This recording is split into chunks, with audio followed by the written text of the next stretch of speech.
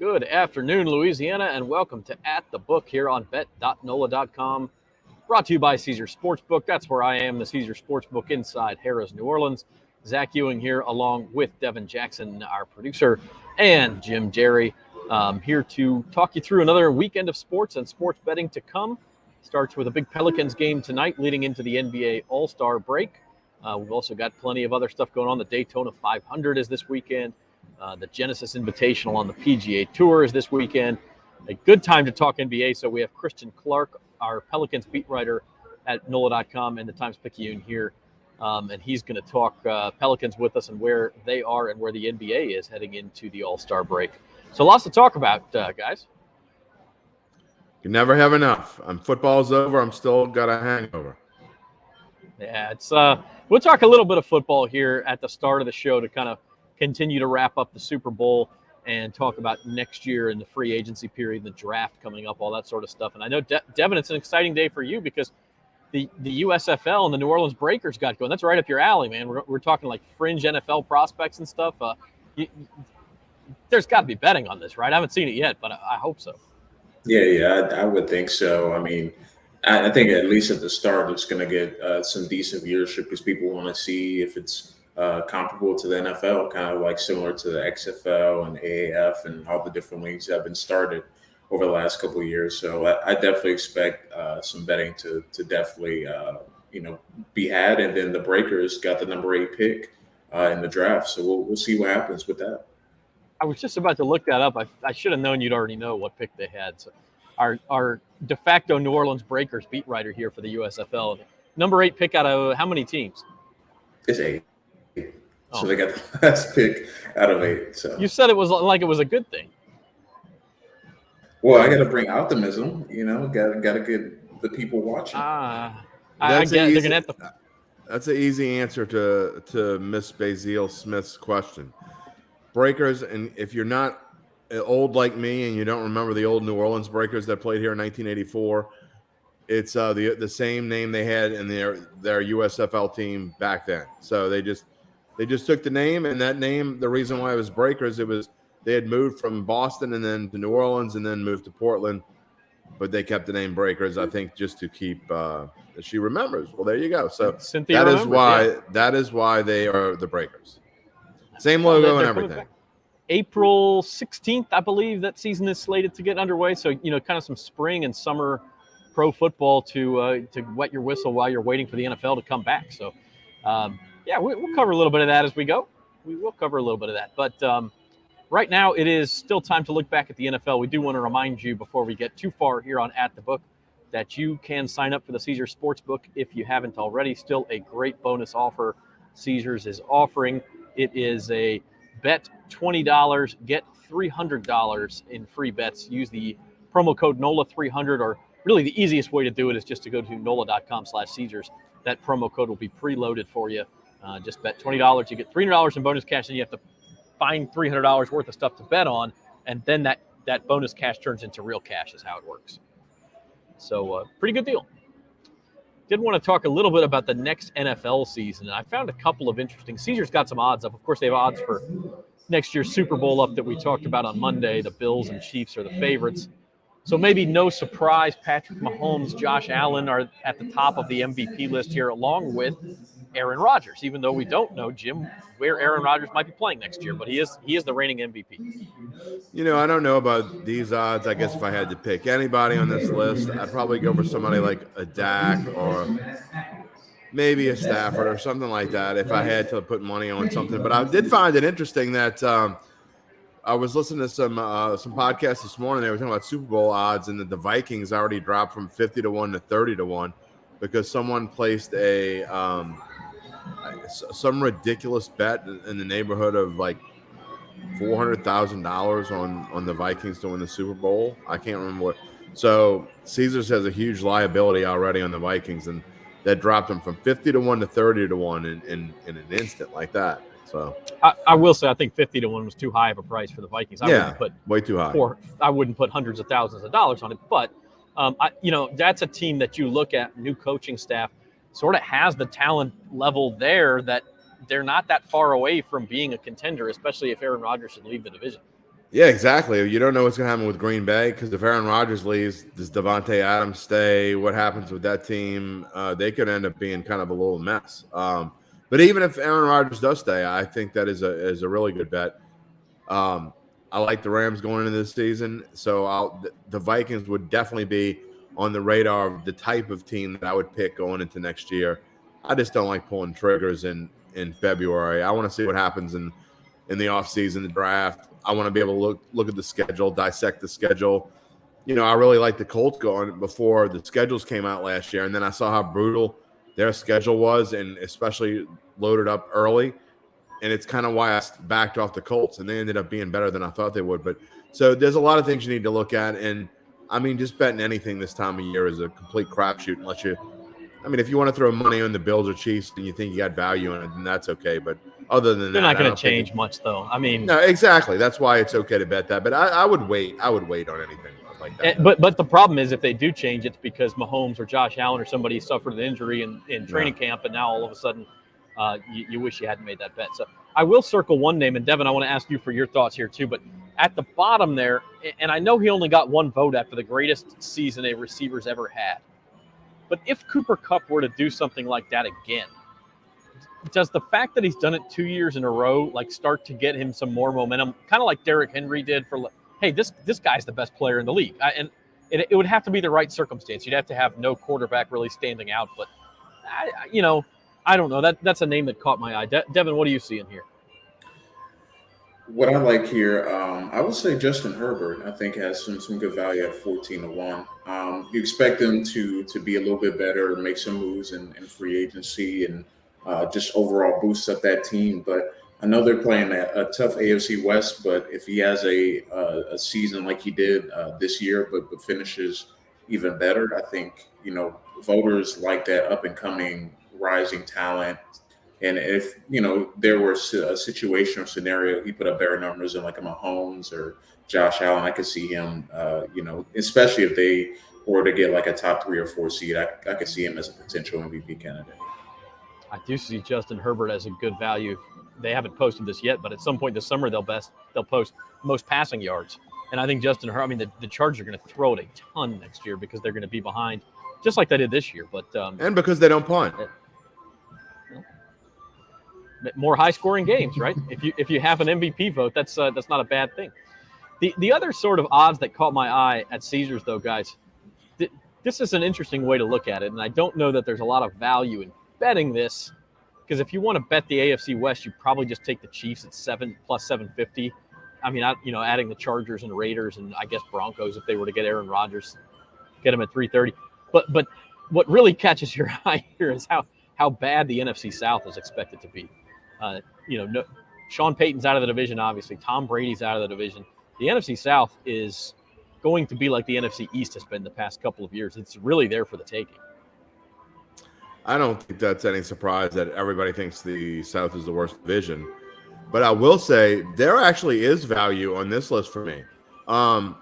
If you look at the NFC North and the NFC East, I mean, all right, especially the NFC North. We just talked about the Vikings, okay? You got the Vikings, and if Aaron Rodgers doesn't lead the Packers, you're talking about a 7-1 shot to get the Vikings and the Packers. I think that's a great bet right there. So that's something I would actually like. And if you look at the AFC East, 450, I mean, I think there's, who knows how some of these teams are going to play out, but you get the Patriots and the Bills at 4.5-1. So this is kind of a thing where I think there might be a little value here because those numbers certainly will change. I like the NFC West too, Jim. I mean, you think the Rams obviously could repeat. They've got the talent. We know that. The 49ers, the last couple of years that they've actually stayed healthy, have been really good. Now, it kind of depends on what you think of Trey Lance, but you also get Russell Wilson and the Seahawks, who we think are rebuilding, but he's talented, and then the Cardinals are kind of on the come up. So there's really 4 live possibilities there in the NFC West. Well, I don't disagree with you. I just don't think there's value there. 330. I'm not sure that's value to bet this time of year. But I agree with you that the NFC West is certainly clearly one of the best divisions in football. AFC West, I don't care if the Broncos get Aaron Rodgers. to me, there's only one team in that division that can win the Super Bowl, and that is the Chiefs. And if you like that, you ought to just bet the Chiefs. So, I mean, if you're looking at divisions, I do like your idea of the NFC West. I just think that it would need to be a little bit. You need to get a bit more value, but I just you talk about Patriots and Bills. I like 4.5 to 1 there. Yeah, and it depends a little bit on what you think of the Patriots going forward. Mac Jones. I mean, are they going to be a Super Bowl contender? I don't know.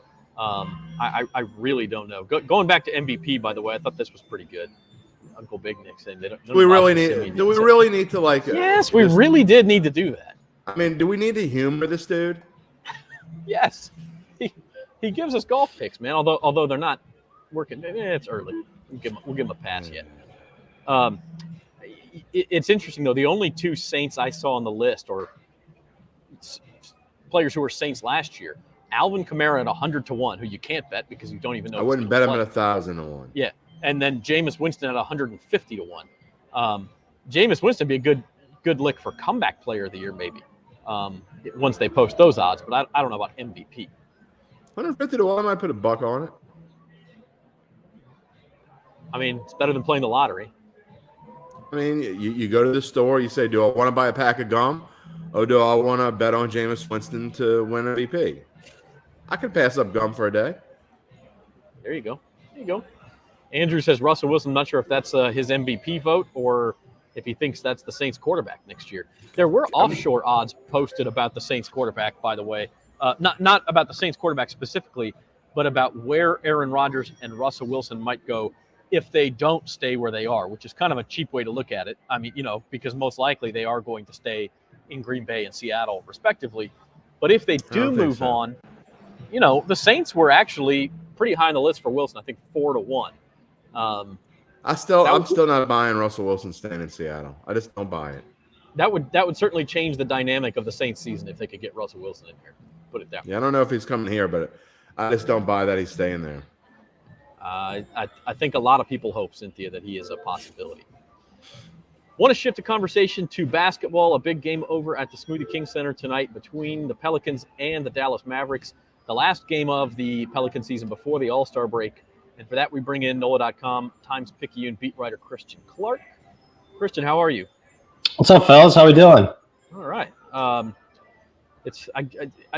The NBA season's a slog anyway. It kind of feels like this one has especially been a slog with the COVID. I mean, last year was another story entirely, but this year, because of all the reschedulings, there's been some crazy weeks.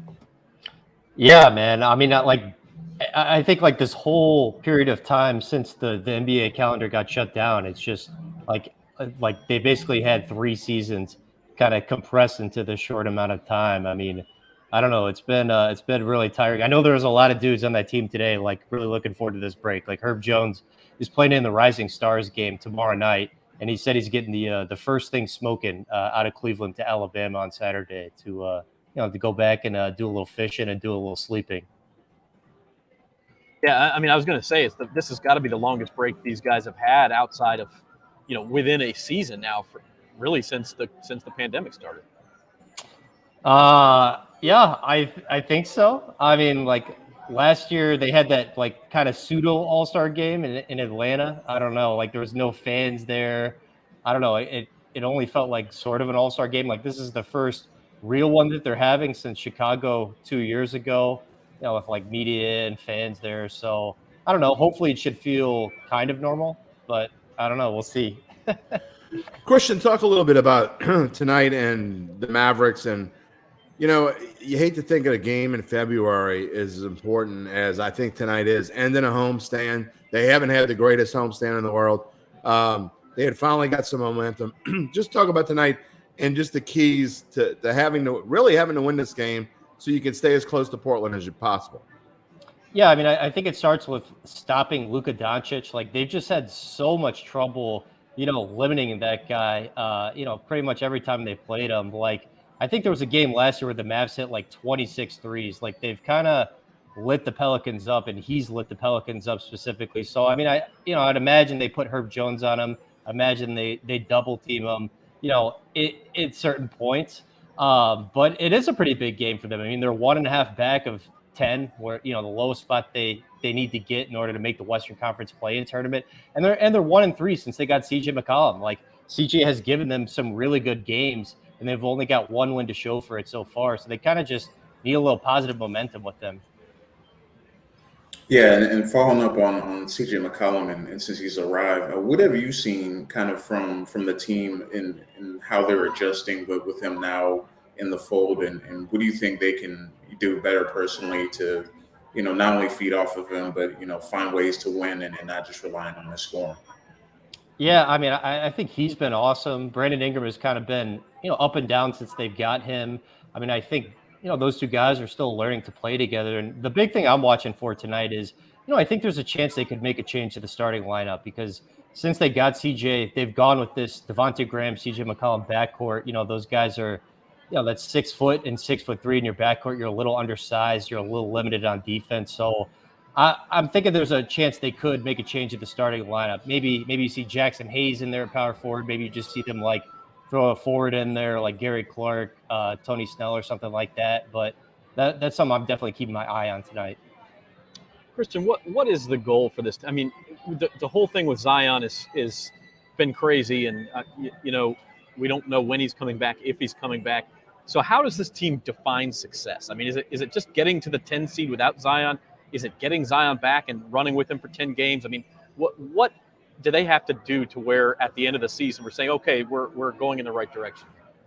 Yeah, I mean, as far as Zion goes, I think our colleague Scott Kushner wrote a column not too long ago that was like, hey, look, basically, I have to see Zion on the court to believe he's back. And I'm kind of operating under the same belief. Like, I just need to see him playing in a game for the Pelicans to like really believe he's back. And I don't think I'll really believe it until then. So, I mean, I think there are people on that team operating like that. So I think they're just kind of like, all right, this is the team we got. Who's here is here. And like, let's go try to get the 10 seed. I mean, I think, making the play-in tournament would be a success for this team, without Zion having to play a game, and not doing that after trading for McCollum would be a failure, I think.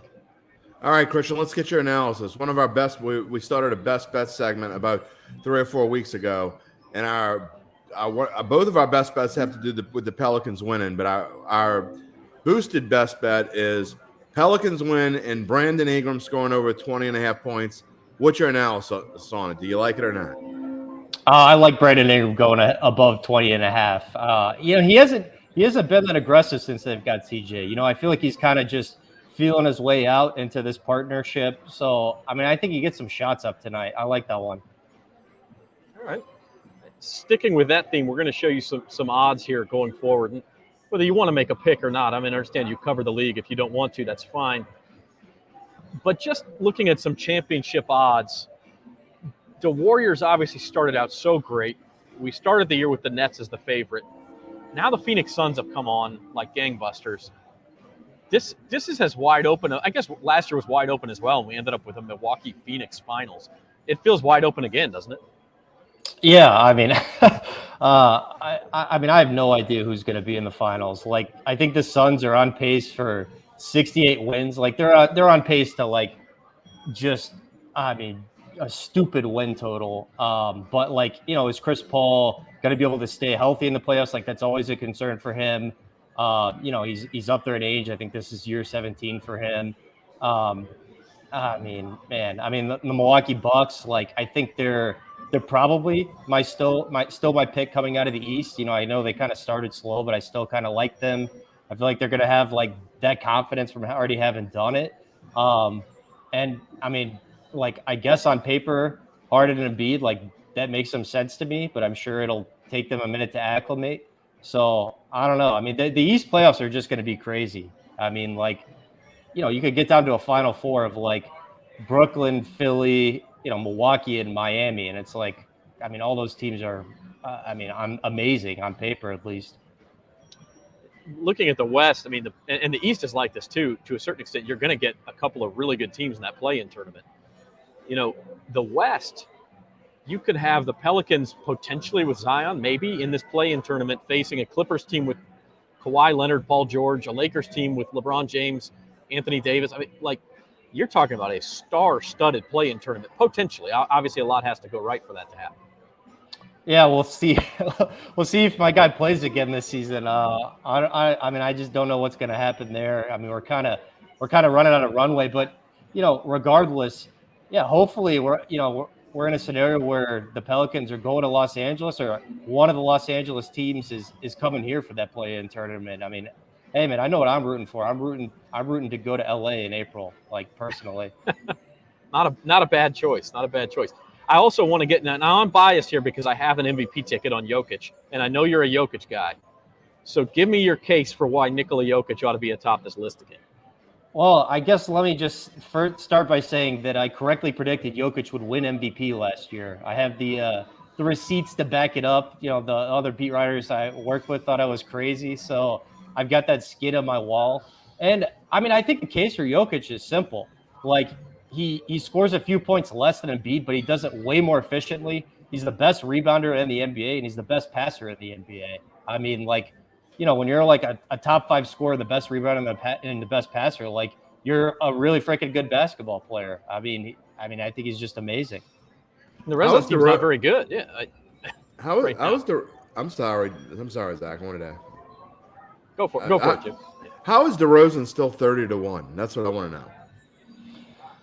Because he doesn't have the narrative, I guess. Like they just know, like, we rely on 100 media members, and like, I don't know. I mean, maybe a lot of them are taking him seriously enough. I know ESPN just did that straw poll, and like, 100 random media members, not all of whom are MVP voters, but like he didn't even finish in the top 5. So I don't know. I mean, maybe just people don't recognize like what he's doing this year and how special it is. I mean, he's in my top 5 for sure.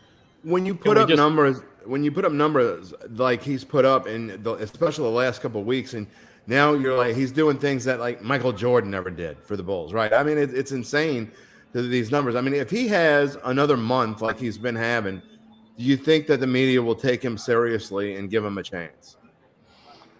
Ooh, man, I kind of feel like it's going to be one of Jokic, Embiid, or Giannis. I mean, I could see it being any one of those 3. But then, I mean, like even a month and a half ago, I think everybody's like, oh, it's got to be Curry. Like they did a straw poll then. And like, I mean, it was like Curry was like the unanimous pick. So, I mean, this stuff changes really quickly. I mean, maybe. I mean, he's in a big market. So that definitely helps, or could help. We just got to keep the Kansas guy out of there, Christian. Christian's a Mizzou guy like me. Just keep Embiid out of there, okay? That's all I ask. Yeah. I mean, I can't argue with Embiid, man. I mean, that's crazy. And he's a lot of fun, too. I mean, there is truth to that. Yeah. We'll circle back to tonight's game, Mavs and Pelicans. Mavericks favored by 2.5 points here. Actually expected to be kind of a low-scoring game at 2:14. I mean, not super low-scoring, but lower than some of the Pelicans' other games. Surprising maybe because you mentioned how well the Mavs have shot against the Pelicans in the past. Is that your key to this game, or what would you say the Pels need to do well tonight to come up with a big win? I mean, I think the big thing is three-point shooting. Like they're 27th in three-point percentage right now. Like after trying to improve that, over the offseason, like Devontae Graham is just in an awful slump. I mean, he's 2 for 17 from the field in his past 3 games. Like, they need that dude to just make some shots because they just don't have a ton of three-point shooters besides him. So, I don't know, do a rain dance and hope Devontae Graham makes some shots tonight. Another Kansas guy. I mean, what are we doing? No, but listen, not a good shooting team and a team that gives up a lot of threes. We saw it last year. It's just not a good combination in the NBA. So, simple but effective. You can read Christian's work at NOLA.com in the Times-Picayune. A great story earlier this week before the Grizzlies game about how the Pelicans actually had sort of this pie-in-the-sky idea of pairing Zion Williamson with Ja Morant, trading up from number 4 to get both of the top 2 picks in that 2018 draft, or was it 2019 draft? How close was that to reality? If you check it on like the Grizzlies side, they'll say like not that close, and if you check it on the Pelicans side, like I think they're more of like, well, they thought about it for sure. I mean, I know the Pelicans tried a lot of different things. Like they tried number 4 pick, future draft capital. They tried number 4 and like, veteran players, other young players. So they exhausted a lot of options. But yeah, that was the right move for the Grizzlies. I mean, that dude's been the best player in the draft so far. Yeah, absolutely. And You know, you say you're not going to believe Zion's back until he's back. The question everybody wants to know, if I put April 1st on it, just to give him a couple weeks in this season, if you had to say before or after April 1st, is he back? I guess I would say after, but I mean, no one really knows because like everyone you talk to right now, there's a lot of pessimism, I would say. But like Zion and his camp have kind of taken control of the situation and they're not really talking to anybody. So like, I don't think anybody's getting great info from Zion and his camp right now. And like, you know, ultimately it's their decision. Like, you know, they don't have to be cautious with this. Like it's their decision if they want him back in the court. So I think I would say like no, but I mean I'm not going to rule it out. Yeah, it's a murky situation for sure. So one to continue to watch. Read Christian at NOLA.com and in the Times-Picayune. Christian, we appreciate you stopping by. Hey, thanks, fellas. All right, that's Christian Clark from NOLA.com, and the Times-Picayune covers the Pelicans. He will be there at Smoothie King Center tonight. We're going to get Spencer the Guru in here to talk a little Daytona 500 pretty soon. I did see a couple of comments about football here. Jimmy Garoppolo, another option for the Saints. He is. I know Jeff Duncan was on a month ago saying Jimmy Garoppolo was an option. I think that was probably more likely when Sean Payton was here. And then now it sounds like he may be the favorite for the Buccaneers. Well, he's not. We know he's not staying in San Francisco, but Uncle Big Nick would love it if he comes here. Yeah, no doubt about that. And then the other question here, who's the Saints defensive coach, also from Andrew Carter? I don't believe they've named a defensive coordinator yet. Pete Carmichael is going to be the offensive coordinator. Still waiting on a defensive coordinator. We know Dennis Allen will be involved on that side of the ball. But at this point, yeah, it's still up in the air. I mean, there's still a lot of questions to be answered about the 2022 Saints. Yeah, I mean, you know, quarterback is the biggest question, but the next biggest question is who are they going to take in the draft, what their direction is going to be with the team, what's going to happen with Alvin Kamara. So, I mean, there's a lot of questions on the offensive side of the ball. I think the defensive side of the ball is relatively set. I assume whoever they hire is going to, you know, end of Dennis Allen's kind of defensive team along with whatever they're bringing in. So I think the question is lie on the offensive side of the ball and what's going to happen with some of the skill guys, quarterback, et cetera. So we'll see what happens, but I assume this is going to be more of the long haul questions for them and not necessarily anything in the short term. Uncle Big Nick always knows the right thing to say to make Jim roll his eyes. I mean, I told you he would love it if Jimmy G comes here. He would he'd probably be doing moon dances. I wouldn't be able to have him on Datitude for like a year. Check on speaking of Uncle Big Nick, I'm going to check on some Genesis Invitational odds here. Scotty Scheffler, Jordan Spieth are at 5 under. They're leading the tournament. Justin Thomas is among a group of 8 players, just one shot back. The odds right now: Justin Thomas and Scotty Scheffler co-favorites at 9-1. Spieth and Colin Morikawa, who's also one of those guys who's I think he may be 2 shots back. They're both at 10-1. And then you got Joaquin Neiman, Cameron Smith, and John Rahm all at 12-1. So shaping up to be a pretty good tournament, a good leaderboard. Yeah, and I don't like I like betting live golf, but I don't like to bet it until somewhere towards the end of the second round because if there are guys like I like Morikawa, okay, but at one point earlier in the day, like it was 5 holes in, he had already jumped from 22-1 to 7.5-1, and now he's back to 10-1. These guys towards the top of the list are always super inflated on day one. Let them have a back to the pack kind of second round. You're not going to have a guy who's going to shoot 65, 64, 68, whatever. Let them have a mediocre second round. If there's guys you like a JT or a Morikawa or something like that, let their odds slip down a little bit and bet them tomorrow afternoon and tomorrow evening. Well, and the other point of that is, especially in LA, anybody who spent time in LA knows the afternoons get windy. And so the afternoon guys are not likely to score as well as the morning guys. And although today was the opposite. It's all the morning guys are the ones who posted the 5 under. And so the afternoon guys haven't even gotten close to 500 yet. So the question is, if you okay, Spieth shot 5 under, Morikawa shot 4 under this morning. Now they got to play the afternoon tomorrow. Will they come back to the pack? I mean, and so you kind of get both sides of that. Yeah. Well, wait a minute. He called you. He said you're right. His wife must have typed that on accident. I mean, this doesn't happen very often. But it was weird because the wind. The one of the things they were talking about this morning was it was weird because, like you say, Zach, usually it's the wind in the afternoon.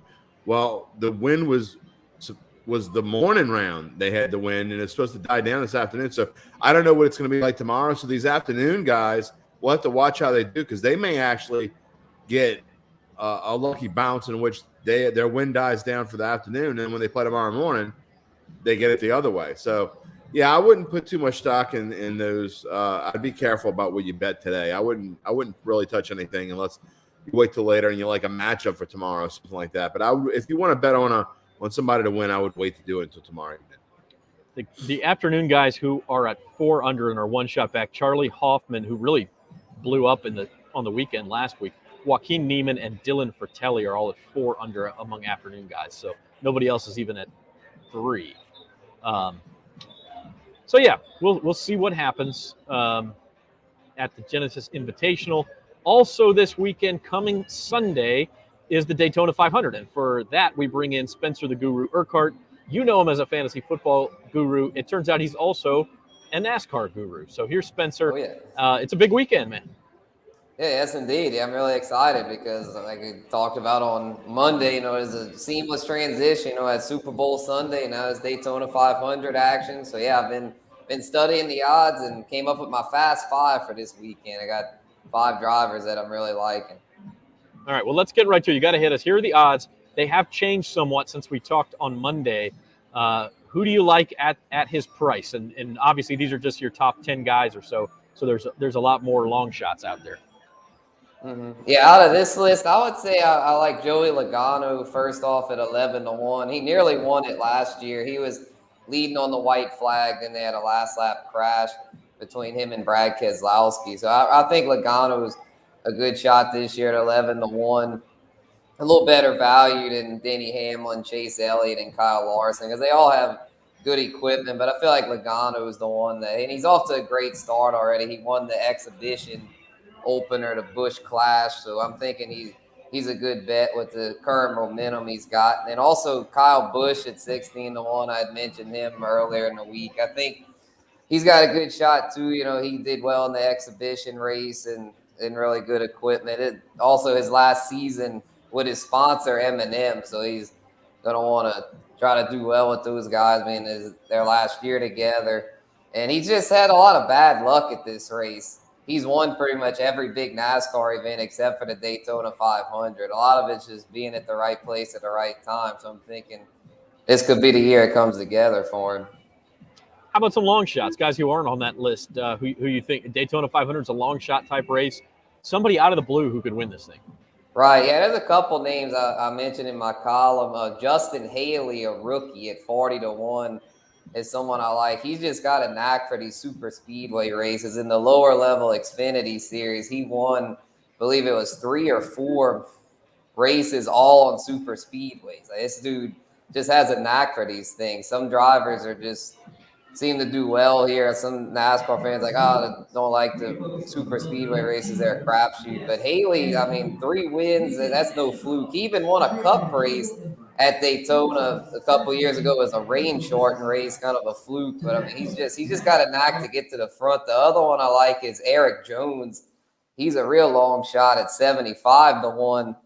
And he's with a different team now. He won a few years ago with Joe Gibbs. He's with Petty now, so he's not in as good of equipment. But I think super speedway tracks, you don't necessarily have to have the best car. A lot of it's knowing who to draft with, being in the right spot at the right time. So I'm thinking Jones, considering he's had a lot of good results at these super speedway tracks, is a really good value. I think he might be the best value on the board, considering most of the guys at 75 or 100-1 are guys that have no chance, guys that are either just really inexperienced or in bad equipment. Tonight is the Daytona Duels to kind of kick the weekend off.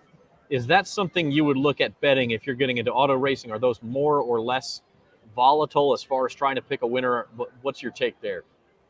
Yeah, they're pretty volatile, I'd say. Although, I mean, it'd probably be a lot of the same names near the front. I'm thinking guys like a lot of the lower long shots could be decent values because they're going to be. This is it for some of these guys. This is the duels or the cutoff as far as a few guys don't make the big show. So there could be some interesting stuff that happens tonight. I'll be tuned into that for sure and kind of get a gauge on who are some guys that are doing well in the draft and some guys that aren't doing as well. I mean, I don't put a whole lot of stock into it, but if I see something kind of that stands out to me, I might take note of that for Sunday. But it's usually nothing too wild. I'd probably stay away from it as far as betting. So more of a research for Sunday than anything else. Right. Yeah, it's just kind of Daytona 500 is the only race where they do this kind of thing. Normally, it's just a straight qualifying where each car runs a couple laps and they just take their best time. But since Daytona is such a big event, they do these dual races to set the field. Looking at some futures, because Daytona is the first race of the year, Kyle Larson, the favorite to win the NASCAR Cup Championship at just plus 250, a pretty heavy favorite. Chase Elliott's plus 450, and then you got a couple guys at 5-1, Martin Truex Jr., Denny Hamlin. Kyle Busch is 9-1, and Ryan Blaney 10-1. Out of that list, anybody stick out as a value for the season-long futures bet? Yeah, it's tougher nowadays with that because with the way they redid the NASCAR playoffs, it all comes down to the last race. It's if you can make the final four to get into the last race, and then it's whoever finishes higher out of those four. It's not like the old days where it's just a cumulative winner. So, I mean, Kyle Larson won it last year, extremely dominant. I mean, I'd maybe put a little something on him at 2.5-1, just because he was just leaps and bounds ahead of everybody last year, and they have the new car this year, the next gen car. But he's so talented. I feel like he's even though he's the favorite, I'd consider betting him. And then Kyle Busch at 9-1, he's a 2-time champion. Feel like that's pretty good value. And then for Ryan Blaney might be a pretty good sleeper at 10-1. He's gradually gotten better year after year. So I'm thinking this could be a year that he might have a breakout. You know, this next gen car kind of resets things to some degree. So I think it'll be a lot of the same faces up there, but could be a little different. So I'll probably be about 4 or 5 drivers. I'll place a little bit of futures on, kind of distribute it. So far, and Joey Logano is a good value at 16-1. All right, so there's a little long shot for you. You can bet any of these here at the Caesar Sportsbook behind me at Harrah's Casino, or of course on your Caesar Sportsbook app. Spencer, you've been hot with NBA player props. You even hit a couple of parlays earlier this week. Anything on tonight's slate last night before the All-Star break you like on player prop wise? Yeah, I need to go look at that tonight. Yeah, see if I can cash in on some. I got a little parlay going with the Bucks and the Wizards. I've got parlayed for tonight, but yeah, I've got to go see the props. I like McCollum's for tonight. I was looking at the Pelican props. I think it's probably pretty high scoring with the Mavericks and Luka having to keep up with him. So I'm thinking McCollum over 21.5 is a pretty good value. We have the boosted bet with Ingram over 20.5 and the Pels to win. So McCollum over 21.5. If they keep up with Dallas, Luka Doncic, probably going to have to be those guys who get it done. So maybe some value there as well. And you can bet any of this by downloading the Caesars Sportsbook app. Go to NOLA.com/Caesars. Bet $20 to get $300 in bonus cash. NOLA.com/Caesars. That's about all we have for you today. Of course, we've got our Friday print page in the Times-Picayune coming out is going to be a little bit different now that football season's over. It'll have the final standings for Cashing In with Carville. Jim Derry, the winner. Jim Derry edges out Jeff Duncan. I'm the bronze medalist. Spencer, I think you were like tied for 4th, so we were all up there pretty high. Yeah, I thought I had the bronze, and then you edged me out the last week. Yeah, I got you in Super Bowl week. Yeah, it was a good fight. So that was a good race. That was fun. We'll have final standings. We'll also have Daytona 500 picks from Spencer. And we'll have a new feature we're starting, the Road to New Orleans, and that is a look at college basketball features. We're 6 weeks away from Final Four week here in New Orleans, so that's really the next big local sporting event. March Madness, of course, beginning the 3rd week of March, and then it's April 2nd and 4th, I believe, are the final 4 games in the national championship at the Caesars Superdome. So we'll debut that. LSU this week, by the way, plays at South Carolina on Saturday, kind of in a softer part of their schedule, taking advantage of it. This would be their 3rd straight win. Then they got to go to Kentucky, which is going to be real tough. And then next Saturday, host Missouri. So their opportunity really to get 4 out of 5 here and kind of get back toward that top 4 seed for LSU. And that will just about do it for us. I want to ask you guys what are your final thoughts here on this Thursday afternoon on At the Book. Spencer, let's start with you. Your final thoughts on this weekend. All right, yeah, it should be fun. All-Star weekend, and of course the Daytona 500 should be a lot to keep an eye on there. So yeah, I'm excited to see how it goes. I'm just hoping with the next gen car, there's another concern was about part shortages. I'm hoping that doesn't become a concern. I'm hoping they can have all that situated so they can go out and have a fun race and not be having to race with their guard up, worrying about a part breaking or this or that. So it's different with a new car, but I'm optimistic that it'll be fun. Just another thing to worry about. Oh, and I should mention after the Daytona 500, the NBA, well, depending on how quickly they get done with Daytona, but the NBA All-Star game is Sunday night. And as of right now at Caesars, it's Team LeBron favored by 5.5 over Team Durant with a money line of minus 220. And the value here, the over-under, 320.5. 320.5 for the All-Star game. So we'll see. I think they're still using the, what do they call those? The rules where you go to a point total instead of time at the end, right? Am I right? Yeah, I think they have a name doing for those things. But all right, Devin, your final thoughts on NBA All-Star Daytona 500 weekend. Well, actually, turned my attention to college basketball, trying to figure out some sleeper teams to watch in the tournament and get ready to play some bets whenever they go live and maybe get a Cinderella story this year. So focus in on that and getting ready for a big month of college basketball. Jim Derry. 2 quick ones. First off, I think we have just confirmed that Ricky Jackson is coming on tomorrow. I was worried I hadn't heard from him. So Datitude tomorrow, episode number 57. We got 2 Jacksons and a triplet. We got Ricky Jackson, we got Devin Jackson, and we got Mike Triplett of ESPN. So it should be a pretty good show. Check in to Datitude tomorrow. It is our last one for 2 weeks. We're about to take a little mini break before Zach goes to Europe. And lastly, a special happy birthday to a little 6-year-old girl. Lucy Derry turns 6 years old today. And, she's made it this far, even with a father like me. Happy 6th birthday, Lucy, and congratulations. You beat the odds. Jim Derry is your dad. No, I'm just kidding. Happy birthday, Lucy. And we love that. And that's big news about Datitude tomorrow. Ricky Jackson, Hall of Famer to be from the New Orleans Saints. Check it out, man. The Dome Patrol and Datitude on Friday. And Devin Jackson. Too. We got the Jackson Devin too. Jackson, I'm sorry, man, but compared to Ricky, you're the undercard, but that's a hell of an undercard. I'll take it. Yeah. All right, we will see you guys on Monday for Bayou Bets at 4:00 sharp, and hopefully have a lot to talk about from a good weekend in sports and sports betting. For Jim Derry, Spencer the Guru, and Devin Jackson, I'm Zach Ewing. Have a good weekend.